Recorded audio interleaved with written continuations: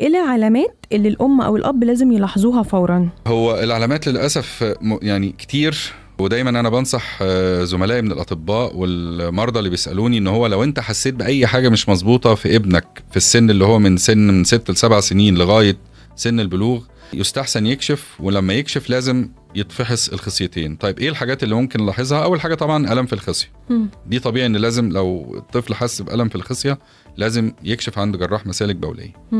الحاجه التانية في بعض الاحيان ده بيجي في شكل مغص كلوي، يعني ممكن الولد يشتكي من وجع في جنبه في حين ان المشكله التواء في الخصيه، ودي شفناها في كذا حاله قبل كده، وما كانش فيه مشكله في الكلى ولا مغص كلوي ولا حصوات، بس الالم ده كان زي ما بنقول ريفيرد او الم مسمع من الخصيه في الوجع في الجنب.